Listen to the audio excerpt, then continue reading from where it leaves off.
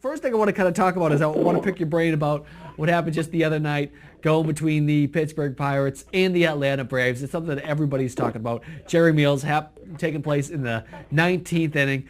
Julio Lugo coming in to score around, about 3 feet away from home plate, gets tagged out. However, Jerry Meals decides to call him safe. So first off, before we get into, the whole concept and the whole idea of needing replay, what'd you make of the call? What was your initial reaction?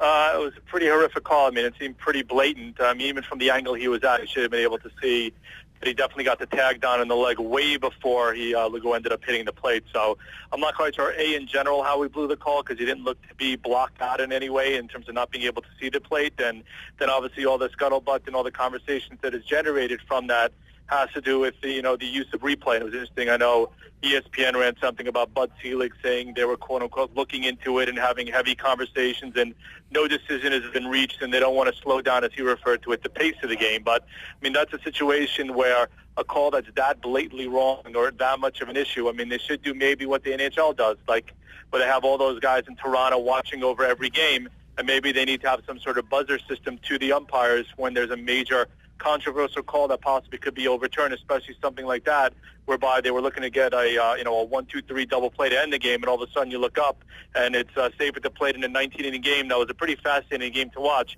Ends on an extremely controversial call in the midst of a pennant race. I was going to say, the last point about that is, I think the most important of it all is, this is in the middle of a pennant race. I mean, usually if you're talking Pirates, Braves in the end of July, you're saying, all right, Braves is taking this one, and they're in the middle of the pennant race, and the Pirates, who cares? They're going to unload all their talent in a couple days anyways.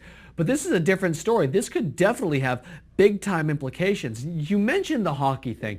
And, that's what I think sometimes people forget is pretty much every sport has it. They all do. You see it in football, obviously. We see it in basketball, and you see it in hockey with some of these plays. Why is baseball so late to the party, and seems to be don't want to? They don't want to join the party. Why are they off on their own so much? I think it's the tradition thing. I think they don't want to mess with, what's gone on in the game for years and what's happened in terms of, being the way the game has always been played. And they don't want to change things because people like baseball since for X number of years. It's been relatively similar. Again, obviously 68, they lowered the mound a little bit. But since then, for the most part, it's been fairly static. You added a DH in 73. So you've had minor incremental changes. So, yes, they finally went to the replay on home runs.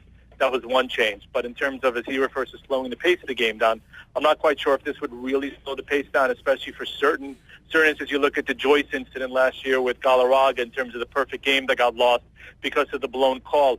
Certain calls, especially in certain key situations, maybe not everything is reviewable, but especially maybe spring plays or key plays at the end of a game where it's so close at times, and there's been a lot of calls lately that may have gone either way. You would like to see some form of system in place whereby those would be reviewable. Yeah, I mean, obviously I don't think it should be used for some of the smaller calls in, inning number one, but I think it's definitely something that needs to be done, especially when a game is on the line. It's a 7-hour game, 19th inning. It's now 3 o'clock in the morning when it finally wraps up.